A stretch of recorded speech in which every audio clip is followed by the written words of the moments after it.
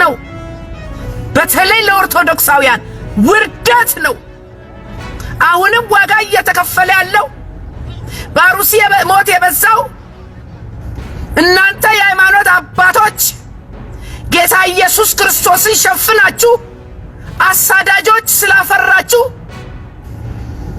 ዋጋ እየከፈላችሁ ነው። መሽቶ በነጋ ቁጥር የሚሰማው ጆሮን ጭው ያደርጋል። የሰው ልጅ በምድር ሲኖር መቼ እንደሚጠራ እንዴት ባለ መልኩ እንደሚወሰድ የማያውቅ ቢሆንም እንዲህ አለው እያሉ ሲጠፉ ኖርኩ እያሉ ሲወሰዱ ማየት ግን እጅግ ያማል። በትላንትናው ዕለት የተሰማው እጅግ አስደንጋጭ እልፈትም ሰው በቅስፈት አፍታ ወድቆ የሚሰበር ምስኪን ፍጥረት መሆኑን ያሳየም ሆኗል። የ9 ወር ነፍሰ ጡር እናት በጎርፍ ተወስዳ ለሞት መዳረጓ ተሰምቷል። ዓለም ምጧ ይሏል። ከላይ ሰማይ ከታች ምድር የሚያወርዱባት ውርጅብኝ መቋቋም አልቻለችም። በአንድ ስፍራ ሰማይ ከሚያወርደው ዶፍ ደግሞ በሌላኛው አፉን ከፍቶ የሚበላ ከሚመስለው አስጨናቂ ናዳ ፍጥረትን መታደግ ያልቻለችው ዓለም ጭንቀቷ በርትቷል። ሕይወትን በቅስፈት የሚደበላልቅ ጎርፍም ተሻገርኩ ሲል የመሬት ናዳው እየተፈራረቀበት የሚገኘው ሰውም ማምለጫው ጠፍቶታል። የሰው ልጆች ኃጢአት መመልከት የሰለቸው የሚመስለው ሰማይ በየቀኑ የሚለቀው ዝናብ የጥፋት እየሆነ ባለበት ምድር መሸከም ያቃታትን ግፍ ልታወጣ መከፈትም ጀምራለች። ያመኑት መሬት ሲከዳ፣ የረገጡት ምድር ሲናድ ማምለጫው ይጠፋል። ታዲያ ይህ አይብቃችሁ የተባሉት የአካባቢው ነዋሪዎች በአደጋው ከሞቱት በተጨማሪ 25 ሰዎች በድጋሚ ከመሬት በታች ቀርተዋል።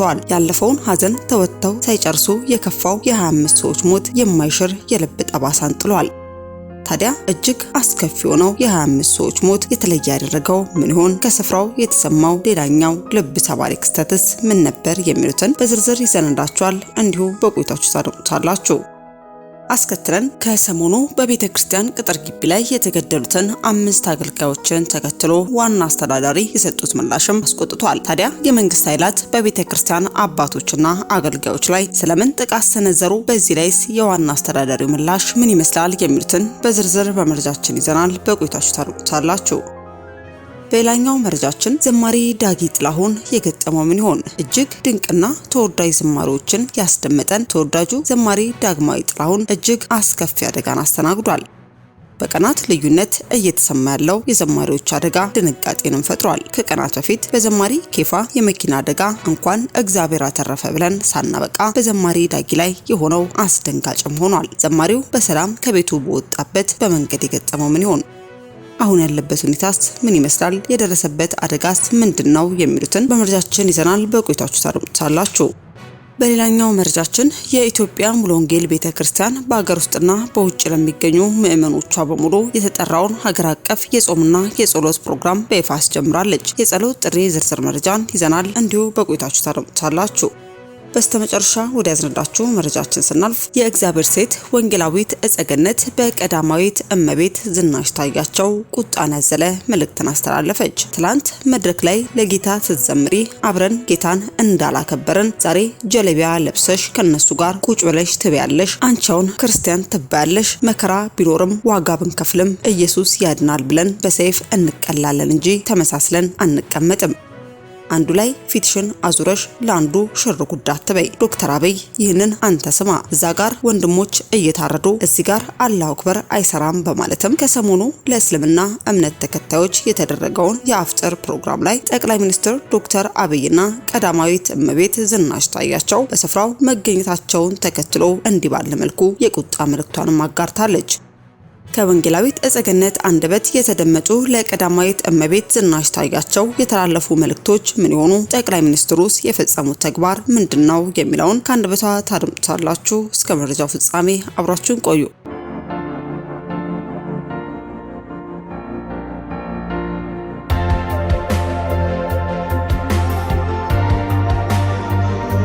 አስቀድመን ወደ ያዝንላችሁ መረጃችን ስናልፍ የኢትዮጵያ ሙሉ ወንጌል አማኞች ቤተክርስቲያን በአገር ውስጥና በውጭ ሀገር ለሚገኙ ምዕመኖች በሙሉ የተጠራውን ሀገር አቀፍ የጾምና ጸሎት ፕሮግራም ሰኞ የካቲት 30 ቀን 2018 ዓ.ም በቀጠና 2 ሙሉ ወንጌል ቤተክርስቲያን በይፋ አስጀምሯል። የጸሎት ጥሪው ዝርዝር መረጃዎችም የቆይታ ጊዜ ከየካቲት 30 እስከ ሚያዝያ 2 ቀን 2018 ዓ.ም ለአንድ ወር የሚቆይ መሆኑ የተሳታፊዎች ስፋትም በሁሉም 4067 አጥቢያዎች። ዋና ዓላማ ስለ ቤተ ክርስቲያን አንድነትና ስለ ሀገሪቱ ወቅታዊ ጉዳዮች አጥብቆ መጸለይ። የቤተ እምነት ፕሬዝዳንት መጋቢ ላኮ በዳሶም ከደቡብ ምስራቅ፣ ደቡብ ምዕራብና ሰሜን ምዕራብ ክልሎች መሪዎች ጋር በመሆንም የፕሮግራሙን አስፈላጊነትም አብራርተዋል። ፕሬዝዳንቱ ጥሪው በጸሎት የከፈቱ ሲሆን ሌሎች የወንጌላውያን አብያተ ክርስቲያናትም በዚህ መንፈሳዊ ዘመቻ ላይ እንዲሳተፉ ጥሪም አቅርበዋል። ይህ የጸሎት አዋጅ ለቤተ ክርስቲያናችንም ሆነ ለሀገራችን ሰላምና ደህንነት ትልቅ ፋይዳ አለው ሲሉም መግለጫቸውን አሰምተዋል። ታዲያ በተለያዩ ስፍራ የምትገኙ የኢትዮጵያ ሙሉ ወንጌል ቤተክርስቲያን ምእመናን ሁሉ በዚህ የጾም ጸሎት ጥሪ እንድትሳተፉ ስንል እኛም መልእክቱን በድጋሚ ማስተላለፍ ወደድን። አስከትለን ወደ ያዝንላችሁ መረጃችን ስናልፍ መሽቶ በነጋ ቁጥር የሚሰማው ጆሮን ጭው ያደርጋል። የሰው ልጅ በምድር ሲኖር መቼ እንደሚጠራ እንዴት ባለ መልኩ እንደሚወሰድ የማያውቅ ቢሆንም እንዲህ አለው እያሉ ሲጠፉ ኖርኩ እያሉ ሲወሰዱ ማየት ግን እጅግ ያማል። በትላንትናው ዕለት የተሰማውም እጅግ አስደንጋጭ ህልፈትም ሰው ሞቱን ተሸክሞ የሚኖር በቅስፈት አፍታ ወድቆ የሚሰበር ምስኪን ፍጥረት መሆኑን ያሳይም ሆኗል። በደቡብ ኢትዮጵያ ክልል ጋሞ ዞን በተለያዩ ወረዳዎች ወቅቱን ሳይጠብቅ የጣለው ከባድ ዝናብ ተከትሎ በተከሰተው የመሬት መንሸራተትና የጎርፍ አደጋ የ30 ሰዎች ህይወት ማለፉ ተረጋገጠ። ይህ አደጋ በደጋማው የሀገሪቱ ክፍል የሚኖሩ ዜጎች ለተፈጥሮ አደጋ ያላቸውን ከፍተኛ ተጋላጭነትና የሚመለከታቸው የመንግስት አካላት የቅድመ መከላከል ዝግጅት ማነስን በድጋሚ አጉልቶ ያሳየ ክስተትም ሆኗል። የዞኑ አስተዳደር ትላንት ባወጣው መረጃ እንዳመነው የሞት አደጋው በ3 የተለያዩ ወረዳዎች የተመዘገበም ነው። በቦንኬ ወረዳ ዮላ ቀበሌ በተከሰተ የመሬት መንሸራተት የአንድ ቤተሰብ አባላት የሆኑ አንዲት እናትና 2 ልጆች ወዲያውኑ ህይወታቸው ሲያልፍ አባወራ ከባድ የአካል ጉዳት ደርሶባቸው በቦንኬ ጋዚሶ ጤና ጣቢያ የህክምና እርዳታ እየተደረገላቸው ይገኛል። በተመሳሳይ በካምፓ ዙሪያ ወረዳ ባልታ ከተማ በድንገተኛ ጎርፍ የ2 ሰዎች እንዲሁም በጋጮ ባባ ወረዳ ማዞ ዶይሴ ቀበሌ የ6 ሰዎች ህይወት ማለፉን አስተዳደሩ አረጋግጧል። አደጋው የሰውን ህይወት ከመቅጠፉ ባሻገር የህዝብ መመላለሻ መንገድ በናዳ መዘጋታቸውም የአካባቢው ነዋሪ የየዕለት ተዕለት እንቅስቃሴና የነፍስ አድን ስራዎች ክፉኛም አስተጓጉለዋል። የጋሞ ዞን አስተዳደር ለተጎጂ ቤተሰቦች ሀዘኑን ገልጾ አስፈላጊውን ድጋፍ ከሚመለከታቸው አካላት ጋር በቅንጅት እያደረኩ ነው ቢልም በመግለጫው ላይ ሰፊው ቦታ የሰጠውም ኃላፊነቱን ወደ ማህበረሰቡ በሚገፉ የጥንቃቄ ማሳሰቢያዎችም ላይ ነው። አስተዳደሩ ገደላማ ተዳፋት ቦታዎች ላይ የሚኖሩ ነዋሪዎችን ዝናብ በሚጥልበት ወቅት ራሳቸውን፣ ቤተሰባቸውን ወደ አስተማማኝ ስፍራ እንዲወስዱም የመሬት ስንጥቆችና አዳዲስ ምንጮችን በንቃት እንዲከታተሉ እንዲሁም ከወንዝ ዳርቻዎችም እንዲርቁም አሳስቧል። ይሁን እንጂ ይህ የመንግስት አቋም ሚዲያ ባናገራቸው ባለሙያዎች ዘንድም ትችትም አስነስቷል። አብዛኛው የአካባቢው አርሶ አደር የተሻለ የመጠለያ አማራጭ በሌለውና መሬቱን ጥሎ መሄድ በማይችልበት ሁኔታ ውስጥ ሆኖ ዝናብ በመጣ ቁጥር ቦታ ለቀቁ የሚል ማሳሰቢያ መስጠት መንግስት ኃላፊነቱን ከመሸሽ እንደማይለይም ነግሯል። በተደጋጋሚ መሰል አደጋዎች በሚያጋጥሙባቸው የኢትዮጵያ አካባቢዎችም መንግስት ዘመናዊ የቅድመ ማስጠንቀቂያ ስርዓቶችን ከመዘርጋት የቴክኖሎጂ ድጋፍ ካላቸው የሜትሮሎጂ መረጃዎች በመነሳት አስቀድሞ ሰዎችን ከማስጠንቀቅና ቋሚ የማስፈሪያ ስትራቴጂ ከመንደፍ ይልቅ ከአደጋው በኋላ በሚሰጡ የሀዘን መግለጫዎችና ጊዜያዊ ማሳሰቢያዎች ላይ ብቻ ማተኮር የዜጎችን ህይወት አደጋ ላይ ጥሎት መቀጠሉ ይህ የጋሞ ዞን ሰቆቃ በድጋሚ አረጋግጧል። ታዲያ በትላንትናው ዕለትም በናዳው የሞቱትን ሰዎች አስክሬን ለማውጣት በሚደረግ ሙከራም በድጋሚ 25 ሰዎችም ለሞትም ተዳርገዋል። በጋሞ ዞን ጋጮ ባባ ወረዳ ማይዞ ዶይሳና ላካ ቀበሌ ትላንት ከምሽቱ 4 ሰዓት ጀምሮ በጣለው ከባድ ዝናብ ምክንያት በተከሰተው የመሬት መንሸራተት አደጋ 30 ሰዎችን ህይወት ማለፉን ከስፍራው የደረሰን መረጃ ያመላከተ ሲሆን በዛሬው ዕለት በወረዳው ማዞ ዶይሳ ቀበሌ በመሬት ናዳ ህይወታቸውን ያጡ 4 ሰዎች አስክሬን ለማውጣት የአካባቢው ህብረተሰብ ርብርብ እያደረገ ባለበት ወቅትም ተጨማሪ የመሬት መንሸራተት አደጋ በመከሰቱ በስፍራው የነበሩ ሰዎች ላይ አደጋ መድረሱም ተገልጿል። በቀበሌው እስካሁን በተደረገው ቁፋሮም የ24 ሰዎች አስክሬን መገኘቱም ተሰምቷል። በናዳው ተውጠው የሚገኙ ከ20 በላይ አስክሬኖች መኖራቸውንም የመረጃ ምንጮችም ተናግረዋል። በተጨማሪም በጋጮ ባባ ወረዳ ላካ ቀበሌ አንድ ሰው በመሬት ናዳ አደጋ ህይወቱ እንዳለፈም እንዲሁ ተሰምቷል። በአካባቢውም ከ70 በላይ አባወራዎች ከቤት ንብረታቸው ተፈናቅለው እንደሚገኙም ተጠቁሟል። ታዲያ አደጋው ከወረዳው አቅም በላይ በመሆኑ የሚመለከተው አካል አስፈላጊውን እገዛ እንዲያደርግም ጥሪ ቀርቧል። ነገሩ በዚህ ብቻም አላበቃም። እጅግ በሚያሳዝንና ልብን በሚሰብር መልኩ ነፍስን የተሸከመች የ9 ወር ነፍሰ ጡር እናትም በጎርፍም ተወስዳለች። በጋሞ ዞን በካምባ ወረዳ በባልታ ቀበሌ በሚገኘው ባህላዊ ሰው ሰራሽ መሸጋገሪያ ድልድዩን በመሻገር ላይ የነበረች የ9 ወር ነፍሰ ጡር እናት ከ3 ቀን በፊት በጣለው ከባድ ዝናብ ምክንያት በጎርፍ እንደተወሰደች ለማረጋገጥም ተችሏል። አስክሬኗ እስካሁን ሊገኝ ባለመቻሉ የአካባቢው ማህበረሰብ እስካሁን ሰዓት ድረስ ብርቱ ፍለጋ በማድረግ ላይ እንደሚገኝም ታውቋል። ታዲያ ይህ አደጋም የባሰን አስከፊ ክስተት ሳያመጣ በፊት እልባት እንዲያገኝ ስንል እኛም በሚዲያችን ስም መልእክትን እያስተላለፍን ለሟች ቤተሰቦች፣ ወዳጅ ዘመዶች ሁሉ መጽናናትን ተመኘን።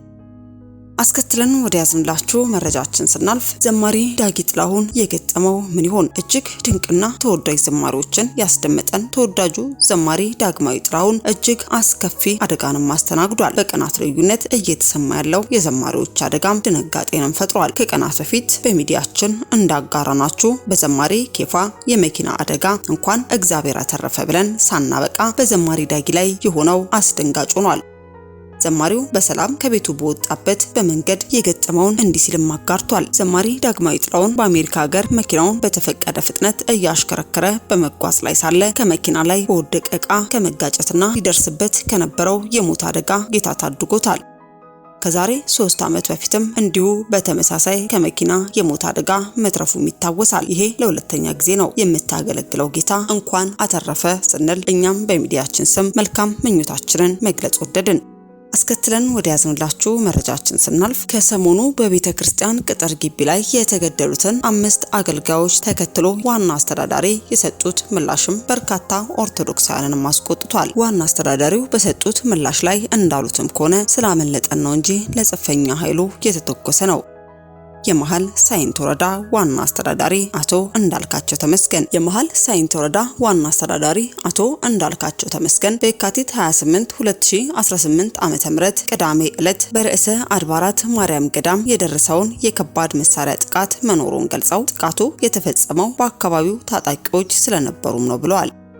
በዚህም ጥቃት የሞቱ የቤተ ክርስቲያን አገልጋዮች ናቸው ሲሉም ገልጿል። የጽንፈኛ ኃይሉም ውስጥ ገብቶ እየመሸገ ስለነበር እዛ አካባቢ ላይ ያለ መስሏቸው የመንግስት ኃይሎች በዚያው አግባብ የተፈጸሙ የመድፍ ድብደባ በንጹሃን ላይ ጉዳት አድርሷልን ብሏል። የዲደብሊው ዘጋቢም ሲጠይቁ የሞቱት ንጹሃን ናቸው፣ የቤተ ክርስቲያን አባቶች ናቸው ወይንስ ሌሎች ዜጎች ናቸው? ምላሽም አዎ የቤተ ክርስቲያን አባቶች አሉ፣ እነሱ ናቸው። ያው እዚያው ስለነበሩ የተወሰነ 5 ሰዎች ላይ ጉዳት ደርሷል። 3 ለሕክምና የላክናቸው አሉ፣ ከዚያ ውጪ 5 የሞቱ አሉ ያለው ነባራዊ ሁኔታ ይህ ነው በማለትም ይመልሳሉ። አክለውም ከባድ መሳሪያ በቤተ ክርስቲያን ላይ አልተተኮሰም የሚሉት ዋና አስተዳዳሪም በካህናት የመመገቢያ ስፍራ ደጅ ሰላም ላይ መሆኑን ተናግረዋል። ስላመለጠን ነው እንጂ ለጽንፈኛ ኃይሉ የተተኮሰ ነው፣ በቤተ ክርስቲያን ላይ አልተተኮሰም፣ የተተኮሰው ደጅ ሰላም ምግብ መመገቢያ አዳራሽ ላይ እንጂ ቤተ ክርስቲያኑ ላይ የደረሰ ምንም ነገር የለም ሲሉም ተደምጠዋል። ታዲያ ከሰሞኑ በቤተ ክርስቲያን ቅጥር ግቢ ውስጥ 5 አገልጋዮች መገደላቸውን ተከትሎ እኛም መረጃውን አጋርተናችሁ ነበር። ሆኖም በስፍራው ባሉ ዋና አስተዳዳሪ በተሰጠው ምላሽ አማካኝነትም ይህ ጥቃት የተፈጸመው ከመንግስት አካላት ሲሆን ነገር ግን ቀጥታ ለቤተ ክርስቲያን የተተኮሰ ተኩስ እንዳልሆነ በስፍራው ላይ የመሸጉ የጽንፈኛ ኃይሎች አካላት በመኖራቸው ለነሱ የተተኮሰ ተኩስም ንጹሃን ዜጎችና አገልጋዮችን እንዳገኘ ምላሽንም ሰጥተዋል። ታዲያ ይህ በእንዲህ እንዳለ ግን ጠቅላይ ሚኒስትሩ በነበራቸው የዋሻ ውስጥ ጉብኝትና ስፖርታዊ እንቅስቃሴያቸው መሃል ላባቸውን የተመለከቱ አንዳንድ የሚዲያ አካላትም ጠቅላይ ሚኒስትራችን ለኛና ለሀገራችን ሲሉ ላባቸውን እያፈሰሱ ነው በሚል ያጋሩት ጽሑፍም ቀላል ያልመሰለንን ትችት በኦርቶዶክሳውያን አማኞች ዘንድ እየተስተናገደም ይገኛል። ጠቅላይ ሚኒስትሩ ማስተዳደር በቢሮ ውስጥ ብቻ ተቀምጦ አይደለም በሚል መርሃ ግብር በመውጣትም በዋሻ ውስጥ ያደረጉትን እንቅስቃሴ ተከትሎ ላባቸውን የተመለከቱ አንዳንድ አካላትም ድጋፋቸውን መግለጻቸውን ተከትሎ በርካታ ኦርቶዶክሳውያን ተቃውሟቸውንም በማህበራዊ ትስስር ገጽ ላይም አስፍረው ተመልክተናል። በማህበራዊ ድረገጻቸው ላይ ባሰፈሩት መልእክትም ጠቅላይ ሚኒስትሩ ለህዝባቸው ሲሉ ላባቸው እየፈሰሰ ነው። የሶሻል ሚዲያ ሰራዊት እንዲህ ሲል ይናገራል። የኛ ትዝብት ግን እንዲህ ነው ሲሉ በሚዲያቸውም ላይ አስፍረውታል። እንዳሰፈሩት ከሆነም ጠቅላይ ሚኒስትር አብይ አህመድ ዋሻ እየጎበኙ ለህዝቡ ሲል ላቡን እያፈሰሰ ነው እያሉ ድጋፋቸውን እየገለጹ ነው። ልብ በሉ፣ በዚህ ባለንበት ወቅት ኢትዮጵያ ውስጥ በየቦታው የንጹሃን ደም እየፈሰሰ ጎርፍ ሆኖ ሊወስደን በደረሰበት ዘመን ላይ ቁጭ ብሎ ጠቅላይ ሚኒስትር አላባቸው ብሎ ማልቀስ ሞራሉን ከየት አመጡት? ጠቅላይ ሚኒስትሩ በዚያች ዋሻ ውስጥ ባሉበት ደቂቃ ወይንም ሰዓት ልንለው እንችላለን በተለያዩ የሀገሪቱ ቦታዎች ከላብ በላይ እነሱ በላኩት ብዙ የንጹሃን ደምና የእናቶች እንባ ይፈሳል። ይልቅ ወደ ነፈሰበት ብቻ ባንጓዝና የህዝባችን በደልና ስቃይ ብንጮህለት ባይነን በማለትም በርካታ ኦርቶዶክሳውያንም እንዲህ ባለ መልኩም ለጠቅላይ ሚኒስትሩ ያላቸውን የተቃውሞ መልእክትም እያስተላለፉ ይገኛሉ። በስተመጨረሻ ወደ ያዝንላችሁ መረጃችን ስናልፍ የእግዚአብሔር ሴት ወንጌላዊት እጸገነት ለቀዳማዊት እመቤት ዝናሽ ታያቸው ቁጣን ያዘለ መልእክቷን አስተላለፈች። ትላንት በመድረክ ላይ ለጌታ ስትዘምሪ አብረን ጌታን እንዳላከበርን ዛሬ ጀለቢያ ለብሰሽ ከነሱ ጋር ቁጭ ብለሽ ትበያለሽ። አንቻውን ክርስቲያን ነሽ ትባያለሽ። መከራ ቢኖርም ዋጋ ብንከፍልም ኢየሱስ ያድናል ብለን በሰይፍ እንቀላለን እንጂ ተመሳስለን አንቀጥልም። አንዱ ላይ ፊትሽን አዙረሽ ለአንዱ ሽር ጉዳት ትበይ። ዶክተር አብይም ይህንን ስማ፣ እዛ ጋር ወንድሞች እየታረዱ እዚህ ጋር አላሁ አክበር አይሰራም በማለትም ከሰሞኑ ለእስልምና እምነት ተከታዮች የተደረገውን የአፍጥር ፕሮግራም ላይ ጠቅላይ ሚኒስትር ዶክተር አብይና ቀዳማዊት እመቤት ዝናሽ ታያቸው በስፍራው መገኘታቸውን ተከትሎ እንዲህ ባለ መልኩ የቁጣ መልእክቷን አጋርታለች። ከወንጌላዊት እጸገነት አንደበት የተደመጡ ለቀዳማዊት እመቤት ዝናሽ ታያቸው የተላለፉ መልእክቶች ምን ይሆኑ? ጠቅላይ ሚኒስትሩስ የፈጸሙት ተግባር ምንድነው? የሚሉትን ከአንደበቷ እንድታደምጡት ጋበዝን። ሰላም ለእናንተ ይሁን ኢትዮጵያውያን፣ ኤርትራውያን፣ ሰላም ለእናንተ ይሁን ላለው እህታችሁ ወንጌላዊት እጸገነት ነኝ። እውነት የሚነገርበት ከእግዚአብሔር ሐሳብ ጋር ከቃሉ ጋር ከመንፈሱ ጋር የምቆምበት አገልግሎቴ ነው። እግዚአብሔር የተመሰገነ ይሁን። ጌታ እየረዳኝ ነው። ጌታ ይባርካችሁ። ሁሌ እንደምለው ከእናንተ የምፈልገው አንድ ነገር ነው። ይሄው መልእክቴን ሼር እና ሰብስክራይብ እንድታረጉልኝ ነው፣ ለብዙዎች እንዲደርስ ለሚመለከታቸውም እንዲደርስ። ምክንያቱም ይሄ መልእክት ብዙዎችን ይመለከታል። የቤተ ክርስቲያን መሪዎችን ይመለከታል፣ መንግስትን ይመለከታል፣ የሃይማኖት አባቶችን ይመለከታል፣ ህዝቡንም ይመለከታል እና መልእክቴን ሼር እና ሰብስክራይብ አድርጉልኝ እባካችሁ። ይህንን አደራላችኋለሁ። ሙስሊም የሆነ መሪ በክርስቲያን ጉባኤ ተገኝቶ ኢየሱስ ያድናል አይልም። አስባችሁታል? አይልም። ሙስሊም የሆነ መሪ ክርስቲያን ቤተክርስቲያን ገብቶ ኢየሱስ ያድናል አይልም። በክርስቶስ ኢየሱስ ስም ቡራኬ አይቀበልም። በጣም የገረመኝ ደግሞ የመሪያችን ሲገርመኝ እህት ዓለም ፈርስት ሌዲ ዝናሽ ታያቸው ትላንትና ለጌታ መድረክ ላይ ስትዘምሪ አብረን ጌታን እንዳላከበርን ዛሬ ጀለብያ ለብሰሽ እዛ ቁጭ ብለሽ ትበያለሽ።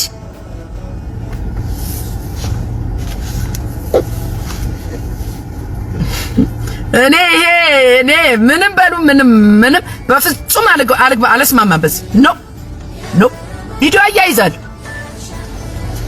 እኔ እኮ ሀገር ሁሉ ሰላም ሆኖ እናንተ ደግሞ እዚህ ከሙስሊሞቹ ጋርም ደግሞ ሂዱዋ ታዲያ ከኦርቶዶክሶቹም ጋርም በቃ እንደዚህ ከሆነ ጥሩ ነው። ባላንስ ብታረጉ እዚህ ጋር ለእግዚአብሔር ዘምረሽ እዚህ ጋር ጀለብያ ለብሰሽ ቡራኬ ትቀበያለሽ። ክርስቶስ ይህንን ይወዳል። እናንተ አሁን የክርስቶስ ናችሁ ሊባል ነው።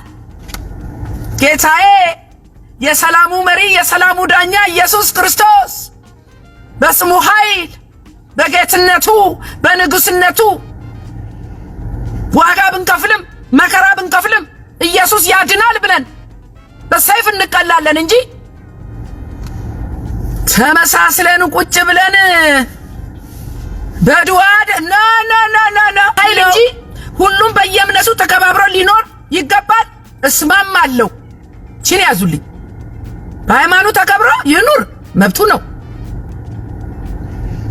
ግን እዚህኛው ላይ ፊቴን አዙሬ እዚህኛው ላይ ቁጭ ብዬ ኖ እኔ አሁን እግዚአብሔር ምስክሬ ነው። ሙስሊም የሆነ መሪ ቢኖረን ሙስሊም ቢሆን ዶክተር አብይ ኢትስ ኦኬ፣ ሙስሊም ቢሆን ኢትስ ኦኬ።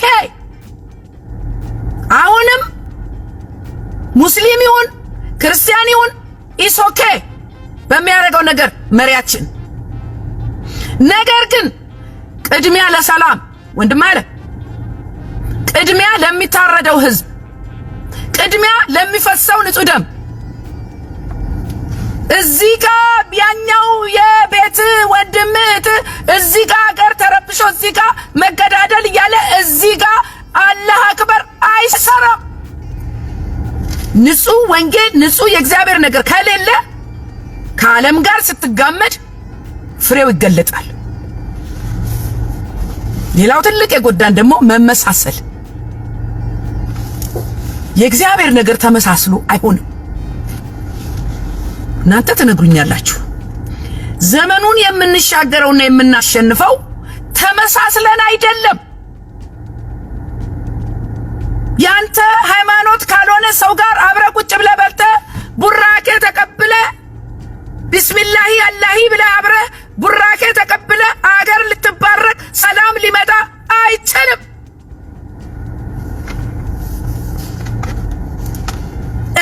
እምነት ነው። ከሁሉም ጋር አብሮ በሰላም መኖር አያግሪ። መቼ ሰላም አገኘ ህዝብ እኮ መቼ ሰላም መጣ? ሰላም የሚመጣው ክርስቶስ ኢየሱስን ደብቆ አይደለም።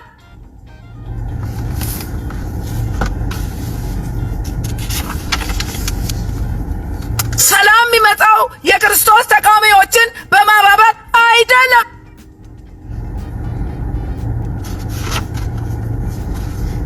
ክርስቶስን ከሚክዱ ጋር ነጭና ጥቁር የሚመስል ልዩነት ነው ያለን። እኛ ሙስሊምና ክርስቲያን በሰላም አብረን እንኖራለን። ሀገራችን የጋራ ነው።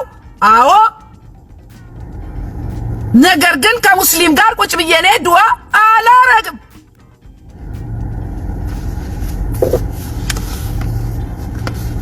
ያቋሜ ነው። እውነት ያማል መቼም ሊያም ይችላል። አይ ዶንት ኬር። የመሪያችን ሲገርመኝ የባለቤታቸውም ወይዘሮ ዝናሽ ታያቸው የሙስሊሞች የእምነት ስርዓት ውስጥ ተገኝታ ቡራኬ ትቀበላለች። ይሄ ምን ማለት ነው? እናንተ ንገሩኝ። ነገ ደግሞ በጌታ ፊት መጣሽ ልዘምሪ እንዳይሆን።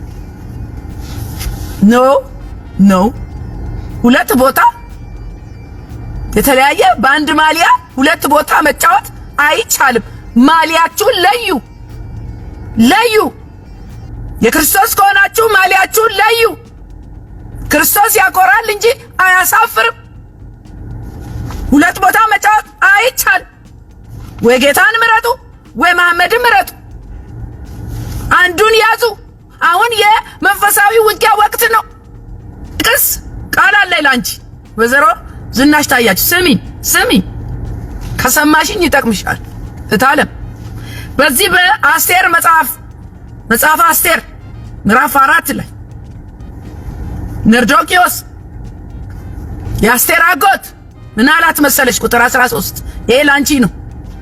መርዶክዮስም ለአስቴር ሂድና እንዲህ በላት አለው፣ አንቺስ በንጉሥ ቤት ስለሆንክ ከአይሁድ ሁሉ ይልቅ እድናለሁ ብለሽ በልብሽ እንዳታስቢ። በዚህ ጊዜ ቸል ብትይ እረፍትና መዳን ለአይሁድ ከሌላ ስፍራ ይሆንላቸዋል፣ አንቺና የአባትሽ ቤት ግን ትጠፋላችሁ። ይሄ ላንቺ ያለኝ ቃል ነው።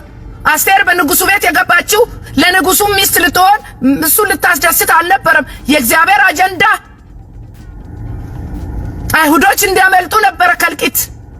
ወገኖችሽ እያለቁ ነው እታለ እያለቁ ነው።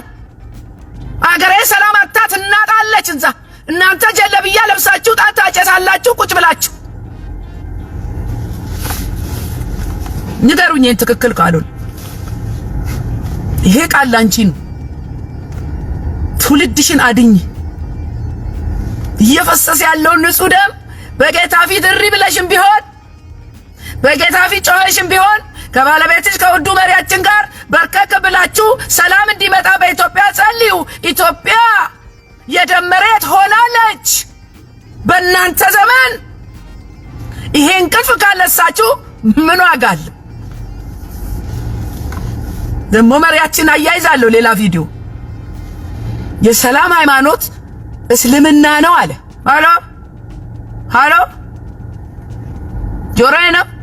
ከእናንተ በላይ የተበደለ መተው የሚያስተምር የለም። ሙስሊም ማለት እኮ የሰላም እምነት ማለት ነው። ችግር ካለ አሁን አቡበከር ካበላሸ ምን ችግር አለው? ጉልበት ስሙ ሙፍቲ ይቅርታ። የሰላም ሃይማኖት እስልምና ነው። እሺ የሰላም ኧረ እባካችሁ የሰላሙ መሪ የሰላሙ ንጉስ እኔና ለእናንተ በመስቀል ላይ የተንጠለጠለው ኢየሱስን በሰበክበት አንደበት የሰላም ሃይማኖት ሙስሊም ነው ትላለህ? እኔ እኮ ይሁን፣ እሺ በቃ ይሁን። እናንተ ክርስቲያኖች ወደ ኢየሱስ እንመለስ። እናንተ ክርስቲያኖች የበለጠ እንጩህ፣ የበለጠ እናልቅስ። ኢትዮጵያ አደጋ ላይ ነው ያለችው። ከአምላኳ ርቃለች። ኢየሱስ ክርስቶስን ክዳለች። ኢትዮጵያ እንደ ሀገር ሌባ የተያዘ ይመስል ቪዲዮ አያይዛለሁ። አውቶቢስ ላይ ይሄ ወጣት እናንተ አውቶቢስ ላይ ይሄ ወጣት የምስራች ማለት ጀመረ። ኢየሱስ ጌታ ነው፣ ኢየሱስ ይመጣል ያድናችኋል። አሁን ይሄ ሰውን ሊያስደስት የሚገባ ነው በዚህ በመከራ ወቅት። በጣም የሚያሳፍረው ደግሞ የአብይ ጾም እኮ ነው። የአብይ ጾም የማን ነው? የኢየሱስ ክርስቶስ መስሎኝ። ያቺ ባስ ተናወጠች። ተንጫጩ። አትረብሸን፣ ይሄ ትራንስፖርት ነው፣ አፍህን ዝጋ፣ አትጩህብን። የኢትዮጵያ ሕዝብ ድሃው መፍትሄውን ሰላም የሚሰጠውን የሚያረጋጋውን የሞተለትን አውቀዋለሁ የሚለውን ይሄ የማጥፋት ነው ካላችሁ የሃይማኖት አባቶች ስለ ክርስቶስ ኢየሱስ እውር አድርገዋቸዋል። ልጁ ላይ ተነሱ፣ እንትን አነሱ፣ ዱላ አንዱ ሽማግሌ በእግዚአብሔር ያለው ዝም በል ሊቀጠቅጡት። ሌባ እንኳን ቢያዝ ይራራሉ። ናተ ይሄ ውርደት ነው። በተለይ ለኦርቶዶክሳውያን ውርደት ነው። አሁንም ዋጋ እየተከፈለ ያለው በአሩሲ ሞት የበዛው እናንተ የሃይማኖት አባቶች ጌታ ኢየሱስ ክርስቶስን ሸፍናችሁ አሳዳጆች ስላፈራችሁ ዋጋ እየከፈላችሁ ነው። ኢትዮጵያ እንደ ሀገር ደግሞ ከእስራኤል ጋር ቆማ ማታቀም። ባለፈው ጊዜ ነግሬያችኋለሁ። ጦር ሰብቃለች እስራኤል ላይ፣ አሁንም በሕዝቅኤል ላይ። እሱንም ነግራቸውና ወደ ዋና መልእክት ይገባለሁ፣ ወደ መፍትሄው ስሙኝ። ሕዝቅኤል ምዕራፍ 38:5 ላይ ፋርስና ኢትዮጵያን ፉጥንም ከነርሱ ጋር ጋሻና የራስ ቁርን የለበሱትን ሁሉ ይላል። ለዚህም ደግሞ መጨረሻው ቅጣት። እስራኤልን ወግተ መቼም አትተኛ፣ ቅጣት አለ። ቁጥር 18 በዚያም ቀን ጎግ በእስራኤል ምድር ላይ በመጣ ጊዜ መቅሰፍቴ በማዕቴ ይመጣል ይላል ጌታ እግዚአብሔር። ኢትዮጵያ በመጽሐፍ ቅዱስ ላይ የእስራኤል ወገን እንዳልሆነች እስራኤልን እናንተ ኢትዮጵያ ቀንደኛ የእስራኤል ተቃዋሚ ናት። አይገርማችሁም? እኛ ዜና መዋዕል ምዕራፍ 14 ላይ ታገኙታላችሁ። ቁጥር 9 ጀምሮ 9 ምን ይላል? ኢትዮጵያዊውም ዝሪ 1 ሚሊዮን ሰዎችንና 300 ሰረገሎችን ይዞ መጣባቸው፣ ወደ መሪሳም ወጣ ይላል። ምን ሊያረግ? ሊዋጋ፣ እስራኤላውያንን ሊወጋ። ከዛስ አሳም በንጉስ አሳ ጊዜ ነው ሊጋጠመው ወጣ። በመሪሳም አጠገብ ባለው በጽፋታ ሸለቆ ውስጥ አለፉ ይላል። ከዛ በኋላ ስሙኝ ቁጥር 12 እግዚአብሔርም በአሳና በይሁዳ ፊት ኢትዮጵያውያንን መታ፣ ኢትዮጵያውያንም ሸሹ አለ።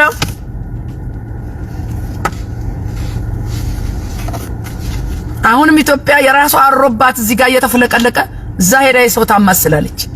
የሰው መናገር ቀላል ሊሆን ይችላል። አሁን ደግሞ በዚህ በመጨረሻው ዘመን በትንቢተ ሕዝቅኤል ላይ ምዕራፍ 38 ላይ እንደተነገረው በጎግ ማንጎግ ጦርነት ጊዜ ኢትዮጵያ የዚሁ ጦር ወገን ሆና አብራ ትሰለፋለች። አይገርማችሁ? ኢትዮጵያዊ እኮ ጻድቅ ክርስቲያን የሚጫወተው ውሸት ነው እኮ ውሸት። የኢትዮጵያ ኦርቶዶክስ ሃይማኖት አባቶች በጣም ተጨንቀዋል። ለምን እዚህ ጋር ሰው እየተገደለ በራሳቸው መዘዝ ነው የመጣው። ይሄ መገዳደሉ በራሳቸው መዘዝ። የመጀመሪያው ከነሱ የጎደለው ወደ አምላካቸው አይደለም የሚጮሁት። ኢየሱስ ክርስቶስን አስወጥታችሁ በር ስለዘጋችሁበት ይሄ መከራ እየመጣ ነው፣ አይቆምም፣ አሁንም መዳኛው ኢየሱስ ክርስቶስ ነው ብላችሁ ንስሐ ካገባችሁና ይህን ትውልድ ከኢየሱስ ክርስቶስ ጋር ካላገናኛችሁት መከራው ይቀጥላል። መከራው ካለ ኢየሱስ አትወጡት። አሁን ከሱር ያሉት ምን አሉ መሰላችሁ? በጣም የገረመኝ ነገር እንኳን ደስ አላችሁ አባቶቻችን። አቡኑን እኮ ስዕላቸውን አድርገው ነው ማለት ነው ቪዲዮ አያይዛለሁ። ኦርቶዶክሳውያን የማትፈልጓቸው ኦርቶዶክሳውያን ተገደሉላችሁ ይላሉ። ከስር ያሉት እኮ ናቸው። ብፁዓን አበው ሊቃነ ጳጳሳቶቻችን እንኳን ደስ ያላችሁ። የማትፈልጓቸው ኦርቶዶክሳውያን ስለሞቱላችሁ ሌላ ምን ልንለው የምንችለው ነገር የለም። ብፁዓን አበው ሊቃነ ጳጳሳቶቻችን የእውነት እንኳን ደስ ያላችሁ ማለት ፈልጋለሁ።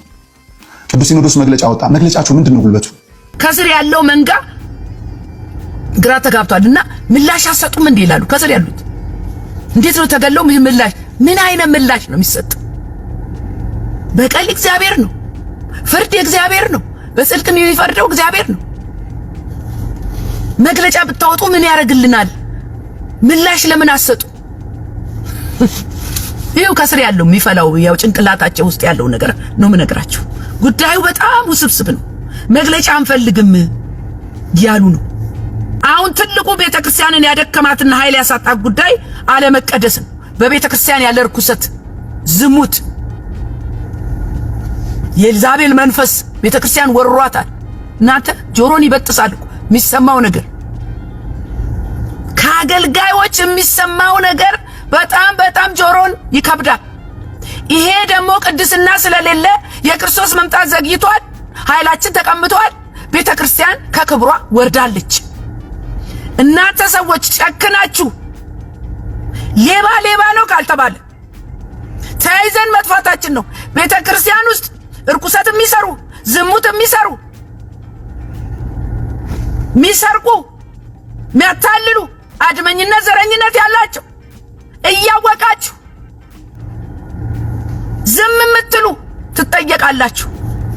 የአማኞች ህብረት ለመንፈሳዊ ውጊያ ብርታት አንድነታችን የክርስቲያን አንድነት በዚህ ዘመን በጣም አስፈላጊ ነው። መበታተን አለመያያዝ ለጠላት ይመቸዋል። ዛሬ ሰበብ እየፈለግን ተበታትነናል። አንድ የሆነውን የእግዚአብሔር ቃልና መንፈስ በሰውኛ የሥጋ አሰራር ቀይረነዋል። እናንተ አንደኛ ቆሮንቶስ ምዕራፍ 1 ቁጥር 11 ወንድሞቼ ሆይ በመካከላችሁ ክርክር እንዳለ ስለናንተ የቆሎዬ ቤተሰቦች አስታውቀውኛል። ይህንንም እላለሁ እያንዳንዳችሁ እኔ ጳውሎስ ነኝ፣ መሠረተ ክርስቶስ ነኝ፣ እኔ እጁ ጩፋጋ ነኝ፣ እኔ የአጵሎስ ነኝ፣ እኔ ግን የኬፋ ነኝ፣ እኔ ክርስቶስ ነኝ ትላላችሁ። ክርስቶስ ተከፍሏልን? እኔ እዛ ነኝ፣ እኔ እዚህ ነኝ፣ ሙሉ ወንጌል ነኝ። አንድ መንፈስ መስሎኝ የጠጣን፣ አንድ መስሎኝ አባታችን፣ አንድ መስሎኝ ኢየሱስ ለሁላችንም የሞተው ያመንነው የተከተልነው። ምን ሆነን ነው የተበጣጠስነው? እናንተ ኢራናውያን ታውቃላችሁ፣ ኢራናውያን ለሀገራችን እረፍትና ሰላም መፍትሄው ኢየሱስ ነው እያሉ አሎ። መከራው ለበጎ ነው።